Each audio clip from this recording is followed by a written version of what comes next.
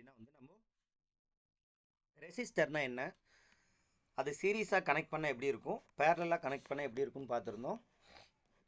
Resistor அப்படிங்கிற ஒரு element ஒரே ஒரு வேலையை தாங்க செய்யும், கரண்ட்டை குறைக்கும். சீரியஸ் கனெக்ஷனில், பேரலல் கனெக்ஷனில் கரண்ட்டை கன்சியூம் பண்ணும். அதனுடைய ரெசிஸ்டருக்கு ஏற்ற மாதிரி, அந்த வேல்யூக்கு ஏற்ற மாதிரி கரண்ட்டை வந்துட்டு எடுத்துக்குங்க. எடுத்து ஹீட்டாவோ இதில் வந்துட்டு வேறு ஏதாவது பர்பஸ்ஃபுல்லாவோ டிசிபேட் பண்ணிடும். இதில் இந்த R1 அப்படிங்கிற மேலே இருக்க ரெசிஸ்டர் வந்து சோர்ஸுக்கும் லோடுக்கும் கனெக்ட் ஆகிருக்கு. இங்கே சோர்ஸுங்கிறது எது சப்ளைவை தருதோ அது சோர்ஸ். உதாரணமாக பேட்ரி வந்துட்டு மின்சாரத்தை சேமித்து வச்சுருக்குது. அதிலேருந்து நம்ம எலக்ட்ரான்ஸை, ப்ரெஷரைஸ்டு எலக்ட்ரான், அழுத்தம் கொடுக்கப்பட்ட எலக்ட்ரான், அதாவது சார்ஜ்டு எலக்ட்ரான். இப்போ சார்ஜ் இல்லைன்னா அதுக்குள்ளே எலக்ட்ரான் இருக்காதா சார்? பேட்டரிக்குள்ளேனா சார்ஜ் இல்லைனாலும் பேட்டரியில் எலக்ட்ரான் அங்கே தான் இருக்கும்.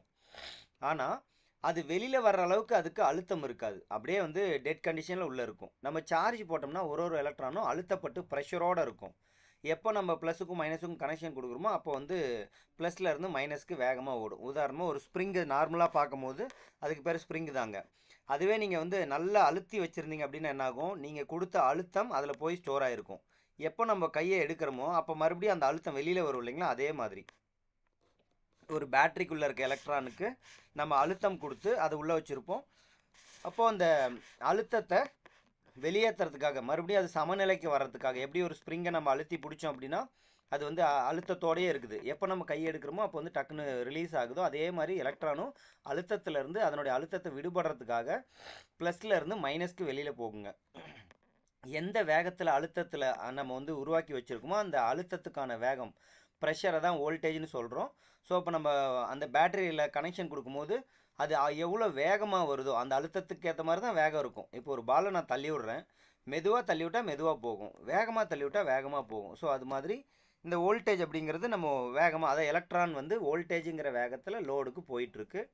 எதெல்லாம் மின்சாரத்தை தருதோ, எலக்ட்ரான், அழுத்தப்பட்ட எலக்ட்ரான், ப்ரெஷரைஸ்டு எலக்ட்ரானை உருவாக்குதோ அல்லது சேமித்து வச்சுருக்கோ அது வந்து சோர்ஸ். எதெல்லாம் எலக்ட்ரானை வாங்கிக்குதோ, எலக்ட்ரானை முழுமையாக வாங்கிக்கிட்டு அந்த எலக்ட்ரானில் இருக்கிற வேகத்தை இது குறைச்சிருது சார், எலக்ட்ரானில் இருக்கிற அழுத்தத்தை இது வந்து குறைச்சிருது, எலக்ட்ரானை பயன்படுது, தன் வழியே போகிறதுக்கு வழி விடுதுன்னா அதெல்லாம் லோடு. இப்போ இந்த இடத்துல நீங்கள் வந்து பேட்ரி சோர்ஸை பார்த்துட்ருக்கீங்க, அதாவது பேட்டரியும் லைட் லோடையும் பார்த்துட்ருக்கீங்க. இதுக்கு நடுவில் 2 ரெசிஸ்டர் இருக்குது. சோர்ஸுக்கும் லோடுக்கும் நடுவில் கனெக்ட் பண்ணோம்னா அதுக்கு பேர் சீரியஸ் கனெக்ஷன். சோர்ஸு கூடவே ஒட்ட வச்சு கனெக்ட் பண்ணோம்னா அதுக்கு பேர் பேரலல் கனெக்ஷன். இப்போ இது வந்து சீரியஸ் கனெக்ஷனுங்க, இதை தாண்டி தான் கரண்ட் போய் ஆகணும். இது வந்து பேரலல் கனெக்ஷன், இது இல்லைனாலும் கரண்ட் வந்துட்டு லைட்டுக்கு போகுங்க. சேம் அதே மாதிரி இந்த ரெசிஸ்டர் இல்லைனாலும் லைட்டுக்கு கரண்ட் போகும், லைட் இல்லைனாலும் ரெசிஸ்டருக்கு கரண்ட் போகும். இதுக்கு பேர் பேரலல் கனெக்ஷன். ஸோ இப்போ வந்துட்டு இந்த ரெசிஸ்டர் அப்படிங்கிறத நேற்று போன வகுப்பில் பார்த்துருந்தோம். இந்த கிளாஸில் நம்ம என்ன பார்க்க போகிறோம் அப்படின்னா கெப்பாசிட்டரை பற்றி. அதுலேயும் கெப்பாசிட்டர் பேரலாக கனெக்ட் பண்ண எனர்ஜியை ஸ்டோர் பண்ணுங்கிறத பொறுமையாக நம்ம பார்த்துருந்தோம். சீரியஸாக கனெக்ட் பண்ணால் என்ன ஆகுங்கிறத பார்த்துடலாங்க இப்போது. ஸோ நான் தேவையில்லாத, அதாவது இம்பார்ட்டன்ட் இல்லாத காம்பனண்ட் இதிலேருந்து எடுத்துட்றேன்.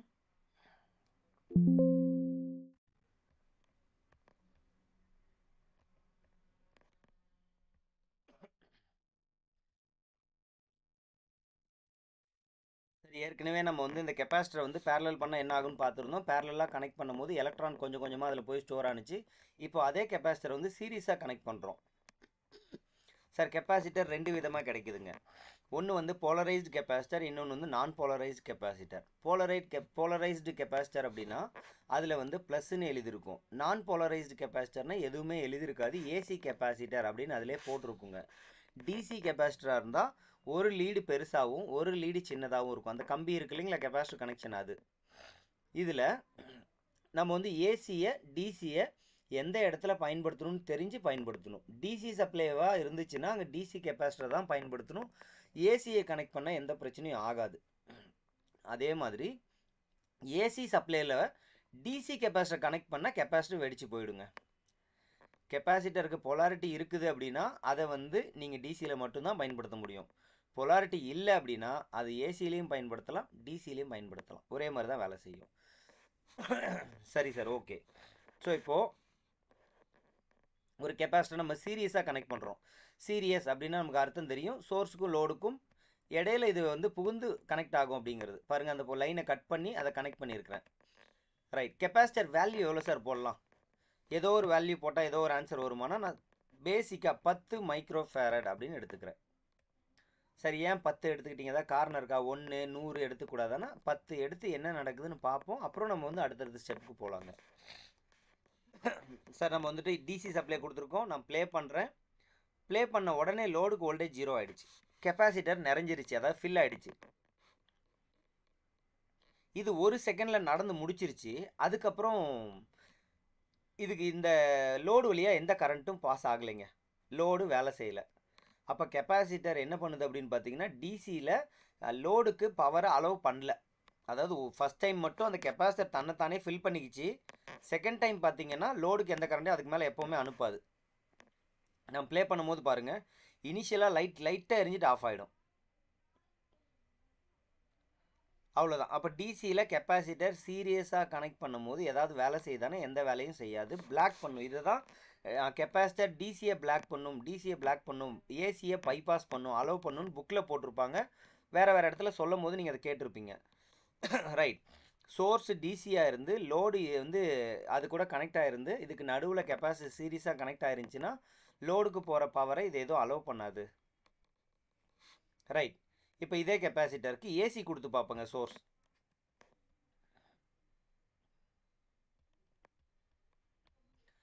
ஏசி கொடுத்தா என்ன ஆகும் அப்படின்னு பார்த்தீங்கன்னா, சர்க்கியூட்டை க்ளோஸ் பண்ண விடும்.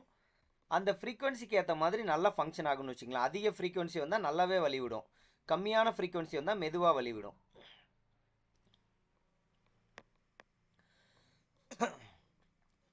பாருங்கள், இந்த இடத்துல வந்துட்டு ஏசி சப்ளை கொடுத்துருக்கோம். லோடுக்கு முழுமையான கரண்ட் போல் கொஞ்சம் கம்மியாக போகுது.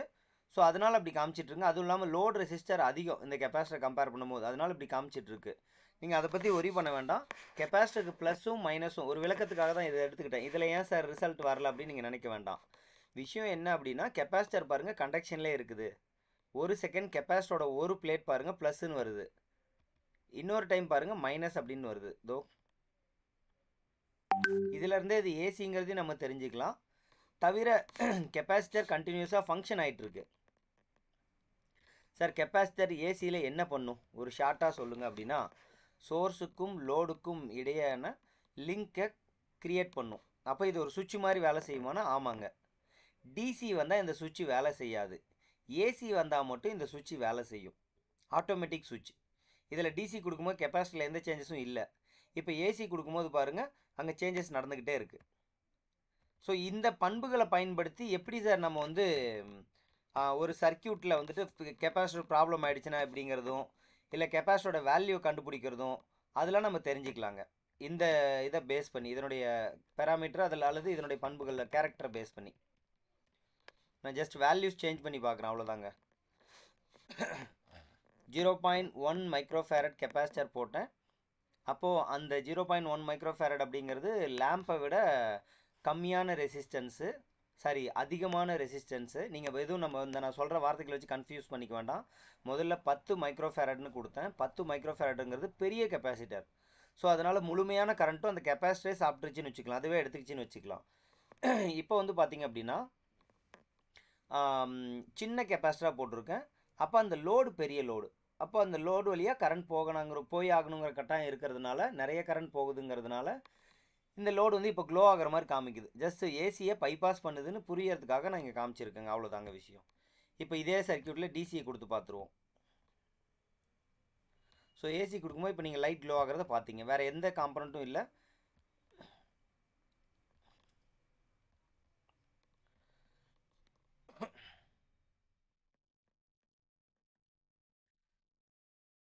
சரி, என்ன ஆகுது அப்படின்னா அந்த எனர்ஜி வந்துட்டு ஃபுல்லும் ஜீரோக்கு போகிற வரையிலும் ஒர்க் ஆகிட்டு இருக்குங்க. அதாவது அந்த கெப்பாசிட்டி ஃபில் ஆகிற வரையிலும் ஒர்க் ஆகிட்டு இருக்குங்க, அவ்வளோதாங்க. ஏற்கனவே இதே தான் சொல்லியிருந்தேன். ஒரே ஒரு முறை அந்த கெப்பாசிட்டர் வந்து லோடு வழியாக போய் சார்ஜ் ஆகி நின்றும், அதுக்கப்புறம் இது வேலையே செய்யாது அப்படின்னு சொல்லியிருந்தேன். பாருங்கள், டிசி கொடுத்துருக்குறோம், லோடுக்கு எந்த கரண்ட்டையும் அனுப்பலை, லோடோட வோல்டேஜ் 0. இதுவே ஏசி கொடுக்கும்போது என்ன ஆச்சு? மாறிக்கிட்டே இருந்துச்சு, லோடுக்கு பவர் சப்ளை கொடுத்துட்டு இருந்துச்சு. சீரியஸ் கனெக்ஷன் அப்போது, பேரலல் கனெக்ஷன் அப்போது இது வந்து ஒரு கெப்பாசிட்டர் ஸ்டோரேஜாக வேலை செஞ்சது, அவ்வளோதாங்க. ரைட். இது அப்படியே நம்ம ஏற்கனவே பார்த்ததை ஒரு ஞாபகப்படுத்திக்கோ, ரீகால் பண்ணிக்குவோம். கேட்கும்போது நம்மளுக்கு எல்லாமே புரியிற மாதிரி இருந்தாலும் மறுபடியும் நம்ம டக்குன்னு கேட்கும்போது ஹேங் ஆகி இருக்கிற மாதிரி இருக்கும், என்ன நடக்குதுன்னு தெரியாமல். ஸோ இந்த ரெசிஸ்டர் இது ஏசியில் வேலை செய்யுமா? வேலை செய்யுங்க. டிசியில் வேலை செய்யுமா? வேலை செய்யுங்க. ஸோ ஏசியில் என்ன சார் பண்ணுது? அது கனெக்ஷனை பொறுத்ததுங்க. ரெசிஸ்டர் ஏசியில் ஏசி சோர்ஸுக்கு பேரலாவோ இல்லை லோடுக்கு பேரலாவோ ஏதோ ஒரு ரெசிஸ்டரை பேரலாக கனெக்ட் பண்ணிங்கன்னா அது கரண்ட்டை கன்சியூம் பண்ணிக்கும், லோடாக வேலை செய்யும். சார் ஒரு சோர்ஸுக்கும் லோடுக்கும் நடுவில் கனெக்ஷன் பண்ணுன்னா சீரியஸ் கனெக்ஷன், அப்போது லோடுக்கு போகிற கரண்ட்டை லிமிட் பண்ணும். ரைட். இதுவே டிசியில் என்ன வேலை செய்யும்? டிசிலையும் அதே தாங்க, பேரலாக வேலை செஞ்சால் லோடாக தான் வேலை செய்யும். சீரியஸாக வேலை செஞ்சால் கரண்ட் அப்படிங்கிறது எலக்ட்ரான் கவுண்ட் தான். எலக்ட்ரான் கவுண்டிங்கை லிமிட் பண்ணும். லிமிட் த எலக்ட்ரான் கவுண்ட் அப்படிங்கிறது ஆன்சர். சார் கெப்பாசிட்டர் என்னங்க பண்ணுது? சார் ஏசி சப்ளையில் பேரலாக கனெக்ட் பண்ணோம், ஸ்டோர் பண்ணுது எனர்ஜியை. ரைட். நெக்ஸ்ட் வந்து சீரியஸாக கனெக்ட் பண்ணால் ஜஸ்ட் வந்து சுவிட்ச் மாதிரி பைபாஸ் பண்ணுது, பைபாஸ் சுவிட்ச். சார் இதுவே பேரலாக டிசியில் கனெக்ட் பண்ணால் ஸ்டோர் பண்ணுது எனர்ஜியை. இந்த இடத்துல போலரைஸ் கெப்பாசிட்டர் ப்ளஸ் மைனஸ் இருக்கான்னு பார்த்துக்கணும். டிசியில் சீரியஸாக கனெக்ட் பண்ணும்போது ஒர்க் ஆகலை, அதாவது சர்க்கியூட்டை பிளாக் பண்ணுது அல்லது ஓப்பன் சர்க்கியூட் ஆக்கி விட்டுருது. டிசியில் கெப்பாசிட்டர் சீரியஸில் வேலை செய்யலை, டிசி வந்து அதை தவிர்த்துருது. சரி, இதை புரிஞ்சுக்கோங்க சார். இதை புரிஞ்சுக்கிட்டிங்கன்னா நீங்கள் வந்து ஆம்ப்ளிஃபையர் ரெடி பண்ணும் போதும் அதே மாதிரி போர்டு சர்வீஸ் பண்ணும் போதும் இந்த இந்த ஆன்சர் தான் அங்கே ஏதாவது ஒரு பிரச்சனையை உருவாக்கும். ரைட். இப்போ இண்டக்டர் என்ன பண்ணுதுன்னு பார்த்துருவோம் சார். சார் இண்டக்டரும் அதே வேலையை தான் செய்யும். இண்டக்டர் என்ன பண்ணும் அப்படின்னு பார்த்தீங்கன்னா, ஏசி சப்ளை வந்துச்சு அப்படின்னா பேரலாக கனெக்ஷன் கொடுத்தோம்னா அது ஷார்ட் சர்க்கியூட். ஏன்னா இண்டக்டர் அப்படிங்கிறது காயிலை கொண்டு போய் நம்ம சப்ளையில் பேரலாக கொடுத்தோம்னா அந்த காயில் வெந்து போய்டும், ஷார்ட் சர்க்கியூட் ஆகிடும். அல்லது லோடாக வேலை செய்யும். என்ன சார் சொல்ல வரீங்க? இப்போ ஃபேன் ஒரு இண்டக்டர் தான். ஃபேனை நிறைய வைண்டிங் சுற்றும் போது அந்த இண்டக்டரில் இருக்க ரெசிஸ்டன்ஸ் அதிகமாக, அதாவது அந்த அளவுக்கு எனர்ஜியை தாங்குற அளவுக்கு நிறைய வைண்டிங் சுற்றும் போது அது கரண்ட்டை எடுத்துக்கிட்டு காந்தத்தை தரும். ஏசி சப்ளையில் இண்டக்டர் வேலை செய்யுமானா செய்யுங்க. என்னென்ன, அதாவது பேரலாக கனெக்ட் பண்ணால் வேலை செய்யுமானா வேலை செய்யும்.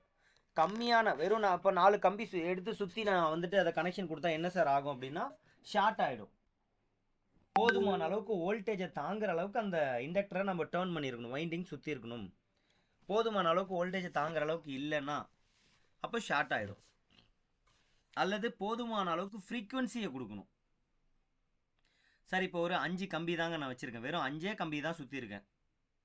அதை வந்து ஒரு அதிக வேகத்தில் மாறக்கூடிய, அதிக வேகம்னா ஒரு நொடிக்கு 1,00,000 டைம் மாறக்கூடிய ஒரு ஏசி சப்ளையில் கனெக்ட் பண்ணால் என்ன ஆகும் அப்படின்னு பார்த்தீங்கன்னா ஷார்ட் ஆகாது.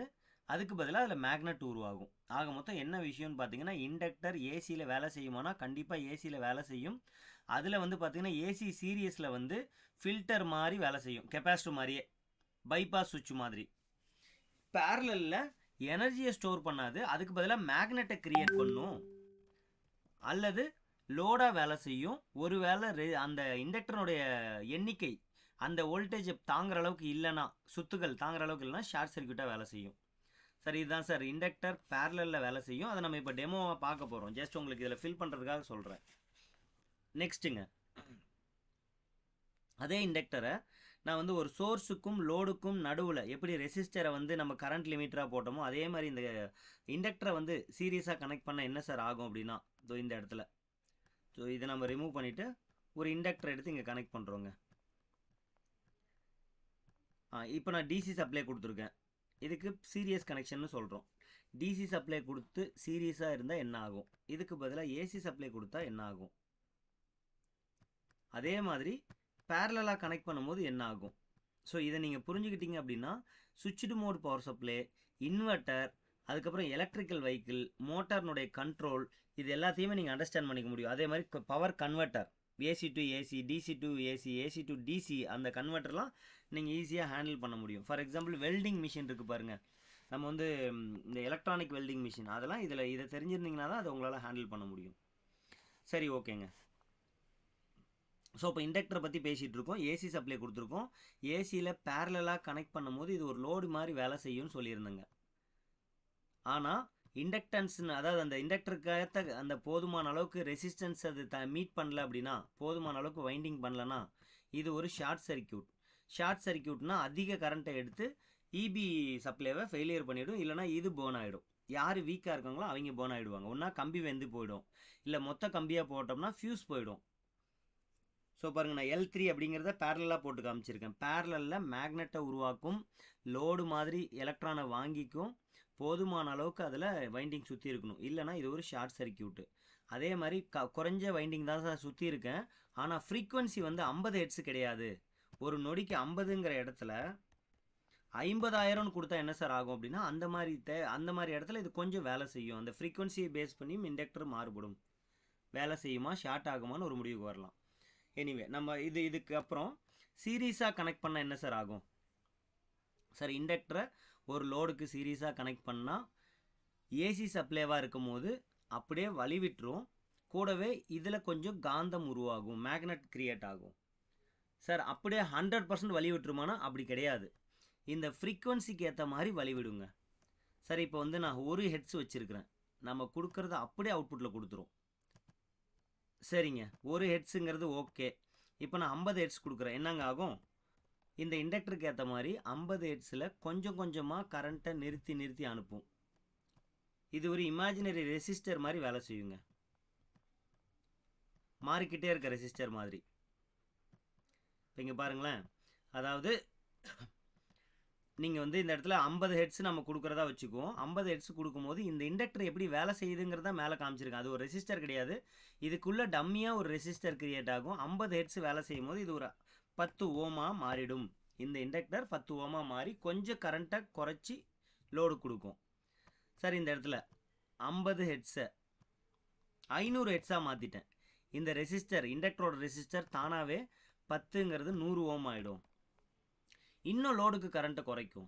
அப்போ ஃப்ரீக்வன்சி ஏற ஏற அல்லது மாற என்ன ஆகும்னா, இண்டக்டர்னுடைய ரெசிஸ்டன்ஸ் வேல்யூ மாறிக்கிட்டே இருக்கும்.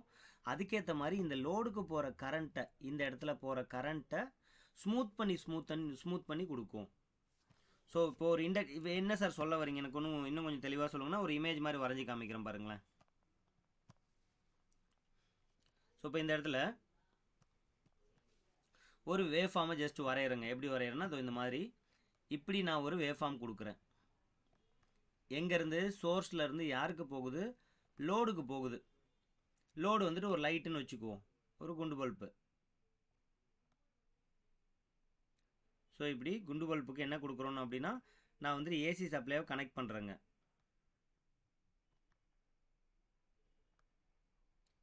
இந்த குண்டு பல்பு வந்து க்ளோ ஆக போகுது. இது வந்து நார்மல், சோர்ஸ்லேருந்து லோடுக்கு லைன் வந்துட்டு போயிட்டுருக்கு அப்படிங்கிறது கான்செப்ட். ரைட். இப்போது இந்த இடத்துல நம்ம என்ன பேசிகிட்டு இருந்தோம்? ஒரு இண்டக்டரை ஜாயின் பண்ணால் என்ன ஆகும் அப்படிங்கிற மாதிரி பேசிகிட்டு இருந்தோங்க. இண்டக்டரை கனெக்ஷன் பண்ணிடுறேன். இதை கனெக்ட் பண்ணதுக்கப்புறம் என்ன ஆகும் அப்படின்னு பார்த்தீங்கன்னா, இந்த பல்புக்கு போகிற ரெசிஸ்டன்ஸ் வந்து ஃப்ரீக்வன்சிக்கு ஏற்ற மாதிரி மாறுபடும். கூடவே வேவ் ஃபார்ம் எப்படி மாறும் அப்படின்னா, இந்த வேவ் ஃபார்மு இந்த லோடுக்கு போகும்போது இந்த மாதிரி மாறிடும். சார் என்ன சார் ஆச்சு அப்படின்னு பார்த்தீங்கன்னா, அந்த மேலே டக்குன்னு வளைஞ்ச கருவை இதை அக்செப்ட் பண்ணிக்காது. இண்டக்டர் திடீர்னு மாறுற கரண்ட்டை அக்செப்ட் பண்ணிக்காது, அது கொஞ்சம் ஸ்மூத்தாக அனுப்பும். சார் இண்டக்டரை இன்னும் அதிகமாக போடுறேன், எப்படி சார் வேவ் ஃபார்ம் வரும்? இந்த மாதிரி வருங்க. சார் ரொம்ப அதிகமாக போடுறேன், என்னங்க வரும்? ஸ்ட்ரைட் லைன் மாதிரி தான் வரும், இப்படி வரும். அதாவது ஒரு இண்டக்டருக்கு நம்ம திடீர்னு கரண்ட் ஏறுது இறங்குது இப்படின்னு கரண்ட் வேல்யூ மாறிக்கிட்டு இருந்துச்சுன்னா, இந்த இண்டக்டர் உள்ளே போகும்போது இப்படி இருக்கும், வெளியில் வரும்போது இண்டக்டர் அப்படி மாற விடாது, இது அப்படியே ஸ்மூத் பண்ணி அனுப்பும், இப்படி அனுப்பும். இந்த இடத்துல ஒரு நொடிக்கு 50 முறை மாறி இருக்கு அப்படின்னா, அவுட்புட்டில் ஒரு நொடிக்கு 5 முறை தான் மாறி இருக்கும் வேவ் ஃபார்ம், மேலையும் கீழையும். ஸ்ட்ராங் இண்டக்டராக இருந்துச்சு அப்படின்னா. சார் அப்போ இண்டக்டர் வந்து அந்த வேவ் ஃபார்மை கொஞ்சம் சேஞ்ச் பண்ணி விடுதா, வேகமாக மாறுறத குறைச்சி ஸ்மூத் பண்ணி அனுப்புதானா, இதுதான் இண்டக்டர்னுடைய எக்ஸாக்ட் வேலை சீரியஸ் கண்டிஷனில். அதனால தான் இதுக்கு பேர் filter, inductive filter, EMI filter அப்படின்னு சொல்கிறோம். Electro magnetic interference EMI filter அப்படின்லாம் சொல்கிறோங்க. அப்போ கெப்பாசிட்டரும் இந்த மாதிரி ஃபில்ட்ரு பண்ணுதே சார்னா, கெப்பாசிட்டர் என்ன பண்ணுது, இந்த இடத்துல சீரியஸாக கனெக்ட் பண்ணும்போது ஹை ஃப்ரீக்குவென்சி வந்தால் வலிவிடுது. இது என்ன பண்ணுது, ஹை ஃப்ரீக்குவென்சி வந்தால் அதை ஸ்மூத் பண்ணுது. ஸோ ஒன்று ஒரு ஃபங்க்ஷனை வேலை செய்யுது. இது ரெண்டுமே ஏசியில் தான் நிறைய என்ன சொல்கிறதுங்க ரியாக்ஷன்ஸ் இருக்கும். டிசியில் ஸ்டோரேஜாகவும் லோடாகவும் மட்டும்தான் வேலை செய்யும். திரும்ப ஒரு டைம் இதை பார்த்தா உங்களுக்கு நான் பேசிகிட்டு இருக்கிறதெல்லாம் தியரி ரொம்ப நேரம் பேசுகிறதெல்லாம் மறந்துட்டு உங்களுக்கு கான்செப்ட் தெளிவாக புரிய ஆரம்பிச்சிருங்க. பாருங்களேன், ரொம்ப நேரமாக தியரியாக பேசிகிட்டு இருக்கீங்க சார், என்னால் கவனிக்க முடியல சார் அப்படின்னாலும் இந்த சார்ட்டை ஃபில் பண்ணி நான் சொல்ல வரதெல்லாம் புரிஞ்சுக்கிட்டிங்கன்னா எந்த ஒரு போர்டையும் நீங்கள் ஈஸியாக எடுத்து ஹேண்டில் பண்ணி அதில் இருக்க காம்பனண்ட்டு இப்படி தான் சார் வேலை செய்யுது, இந்த போர்டு இப்படி தான் வேலை செய்யணும் அப்படின்னு ஒரு முடிவுக்கு வந்துடலாம். உதாரணமாக என்கிட்ட வந்து ஒருத்தர் வந்து இந்த த்ரெட்மில் நம்ம வந்துட்டு எக்ஸசைஸ் பண்ணுறோம் இல்லைங்களா, த்ரெட்மில் போர்டு எடுத்துகிட்டு வந்து கொடுக்குறாருங்க. இப்போ அந்த போர்டு நான் இதுக்கு முன்னாடி பார்த்ததில்லை, இப்போ தான் ஃபஸ்ட் டைம் பார்க்குறேன். பட் அந்த போர்டில் இருக்க காம்பனண்ட் வச்சு நம்ம என்ன ஒரு முடிவுக்கு வந்துடலாம், சார் இந்த போர்டு வந்து ஏதோ ஒரு மோட்டரை கண்ட்ரோல் பண்ணுறதுக்கு பயன்படுது. அது மட்டும் இல்லாமல் அந்த மோட்டர் ஒரு டிசி மோட்டராக இருக்கலாம், அல்லது அந்த மோட்டருக்கு பதிலாக அங்கே ஒரு ரெசிஸ்டர், அதாவது என்ன சொல்கிறதுங்க ஹீட்டர் இருக்கலாம். ஒன்றா ஃபர்னஸ் கண்ட்ரோல் பண்ணும், இல்லைனா மோட்டர் கண்ட்ரோல் பண்ணுற போர்டு தான் அப்படின்னு நீங்கள் உறுதியாக சொல்லிட முடியும்.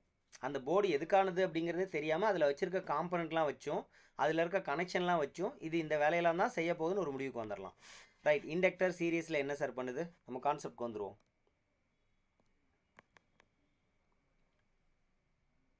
சார் இண்டக்டர் பேரலலில் ஷார்ட் ஆகும், இல்லைனா லோடாக வேலை செய்யும். லோடாக வேலை செய்யும் போது மேக்னெட்டை உருவாக்கும். சீரியஸாக கனெக்ட் பண்ணும் போது ஏசியை ஸ்மூத் பண்ணும். டிசியில் பேரலலாக கனெக்ட் பண்ணும்போது ஒன்றா ஷார்ட் ஆகும், இல்லைனா லோடாக வேலை செய்யும், மேக்னெட்டை உருவாக்கும் சார். இப்போ டிசி மோட்டர் இருக்குது, டிசி மோட்டர் நம்ம ஷார்ட் ஆகுதுன்னு சொல்ல முடியாது, உள்ள வெறும் வைண்டிங் மட்டும்தான் இருக்கும். சப்ளை கொடுத்தா காந்தம் உருவாகி மோட்டர் ஓடும், இவ்வளவு தாங்க. டிசியில் சீரியஸாக கனெக்ட் பண்ண என்ன சார் ஆகும், எதுவுமே பண்ணாது சார்.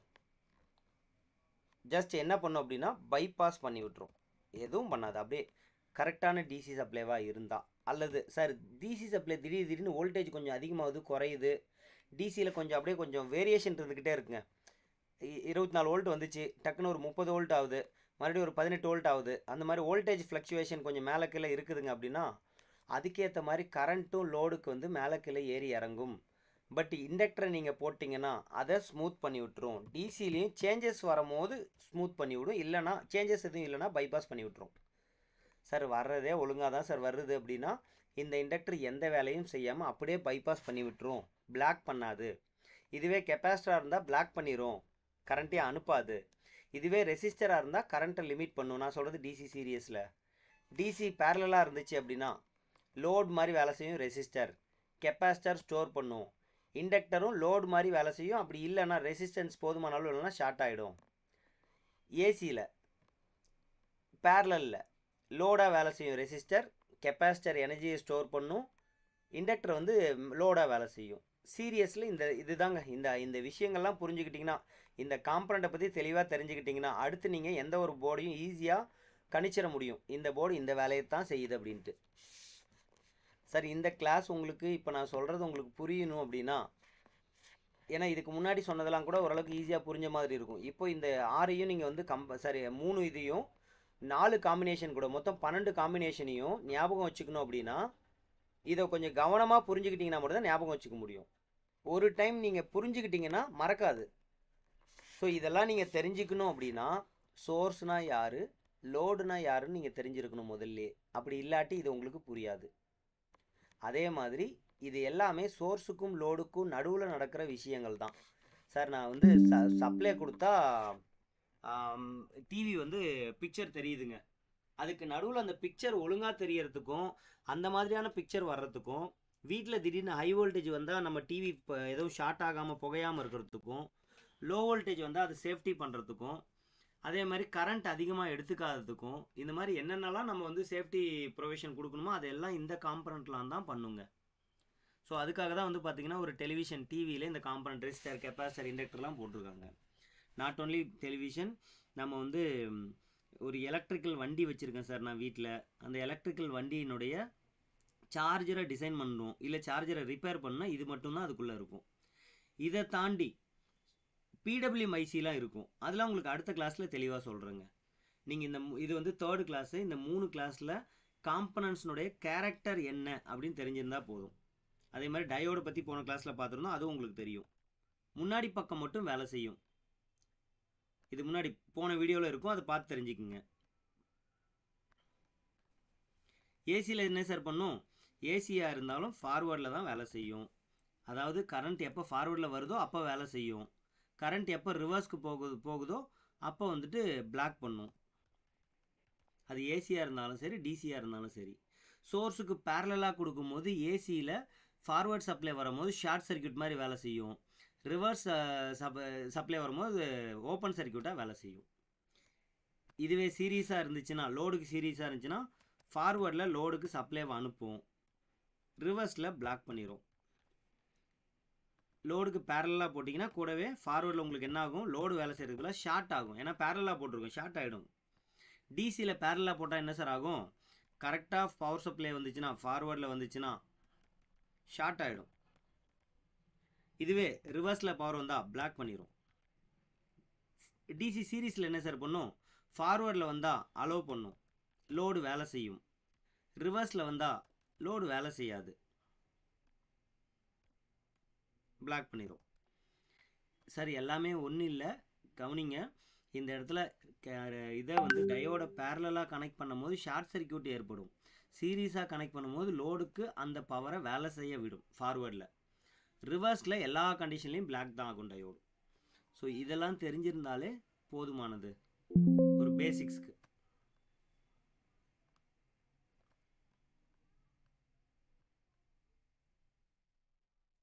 சரி, இதை தவிர்த்து டிரான்சிஸ்டரை பற்றி நம்ம பார்க்கணுங்க. டிரான்சிஸ்டரை நீங்கள் பார்க்குறதுக்கு முன்னாடி கட்டாயமாக இந்த வார்த்தைகளுக்கு பதில் தெரிஞ்சிருந்தால் தான் டிரான்சிஸ்டரை முழுமையாக புரிஞ்சுக்க முடியும். நம்ம வந்து 10 டைம் 20 டைம் 50 டைம் கூட சொல்லிக் கொடுக்கறதுக்கு தயாராக தான் இருக்கும். ஆனாலுமே எப்போ சார் இது கிளாரிட்டிக்கு வரும்னா, ஷார்ட் சர்க்யூட்னா என்ன, அப்போ என்ன விளைவு ஏற்படும், க்ளோஸ்டு சர்க்யூட்னா என்ன, ஓப்பன் சர்க்யூட்னா என்ன அப்படிங்கிறதுலாம் உங்களுக்கு புரிஞ்சிருந்தால் மட்டும்தான் இங்கே வந்துட்டு இதுக்கு, அதாவது டிரான்சிஸ்டர் நீங்கள் அண்டர்ஸ்டாண்ட் பண்ணிக்க முடியும். ஏன்னா ஒரு டிரான்சிஸ்டர்னுடைய வேலையே ஓப்பன் ஆகிறதும் க்ளோஸ் ஆகிறதும் தான். ஓப்பன் ஆகும்போது என்ன நடக்குது, க்ளோஸ் ஆகும்போது என்ன நடக்குது அப்படிங்கிறத புரிஞ்சுக்கிறதுல தான் ஆம்ப்ளிஃபையராக எப்படி வேலை செய்யும், சுவிட்சாக எப்படி வேலை செய்யும், எப்படி டிரான்சிஸ்டர் வந்து ஃபெயிலியர் ஆகிடுச்சுன்னா அதுக்கு ஈக்குவலண்ட் நம்ம சூஸ் பண்ணுறது, டிரான்சிஸ்டருக்கு பதிலாக மாஸ்ஃபெட்லாம் எப்படி போடுறது அப்படிங்கிறதெல்லாம் அப்போ தான் உங்களுக்கு புரியுங்க.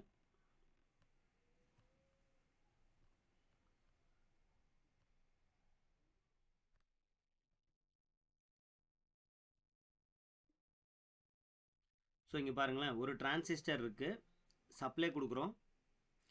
சப்ளை கொடுத்துட்டு அந்த டிரான்சிஸ்டருடைய பேஸுக்கான பவரை லிமிட் பண்ண இந்த டிரான்சிஸ்டரோட கண்டக்ஷன் குறையும். எந்த இடத்துல இங்கே சேஞ்ச் ஆகுது? நம்ம திடீர்னு டிரான்சிஸ்டர் டாபிக் உள்ளே வந்துட்டோம், அதை அப்படியே சடனாக எடுத்துகிட்டு நினைக்க வேண்டாம். இது ஒரு இன்ட்ரோடக்ஷன் மட்டும்தான். இன்னும் தெளிவாக டிரான்சிஸ்டரை பற்றி பார்க்கலாம். இது நீங்கள் புரிஞ்சுக்கிறதுக்கு ஷார்ட் சர்க்யூட்னா என்ன, ஓப்பன் சர்க்யூட்னா என்ன, க்ளோஸ் சர்க்யூட்னா என்னன்னு தெரிஞ்சிருக்கணும். போன கிளாஸ்லேயே விளக்கம் கொடுத்துருக்குறேங்க. ஒரு டைம் ரீகால் பண்ணிக்கிட்டு அதுக்கப்புறம் இதை பார்க்கலாம். இங்கே பாருங்கள், டிரான்சிஸ்டருடைய பேஸுக்கு நான் வந்து வேரியேஷன் கொடுக்குறேன். அந்த லைட்டோட வெளிச்சத்தை பாருங்கள். இந்த லைட்டோட வெளிச்சத்தை பார்த்தீங்கன்னா வித்தியாசம் தெரியும், நம்ம சேஞ்ச் பண்ண.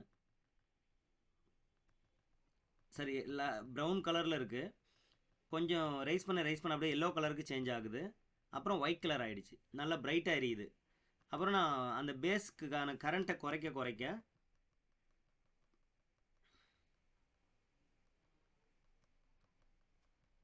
So reduce ஆகுதுங்களா? டிரான்சிஸ்டர் பேஸ் கரண்ட்டை பேஸ் பண்ணி வேலை செய்ய கண்டக்ட் பண்ணக்கூடிய ஒரு சுவிட்சு. பேசிக்காக டிரான்சிஸ்டருங்கிறது ஒரு சுவிட்சு. டிரான்சிஸ்டரை பற்றி புரிஞ்சிருந்தால் தான் நீங்கள் மாஸ்ஃபெட்டை பற்றி தெரிஞ்சுக்க முடியும். மாஸ்ஃபெட்டை பற்றி தெரிஞ்சிருந்தால் தான் ஐஜிபிடி பற்றி தெரிஞ்சுக்க முடியும். ஸோ ஐஜிபிடி மாஸ்ஃபெட்லாம் தெரிஞ்சிருந்தால் தான் நீங்கள் வந்து வாஷிங் மிஷின், ஏர் கண்டிஷ்னர், அதுக்கப்புறம் இண்டக்ஷன் ஸ்டவ், தென் இண்டஸ்ட்ரியாக இருந்தால் வேரியபிள் ஃப்ரீக்வன்சி விஎஃப்டி, அந்த மாதிரி டிவைசஸ்லாம் ஹேண்டில் பண்ண முடியும். ரெசிஸ்டர், கெப்பாசிட்டர், இண்டக்டர் பேசிக் மஸ்ட்டு. அது கூடவே இதுவும் நீங்கள் தெரிஞ்சிருக்கணும்.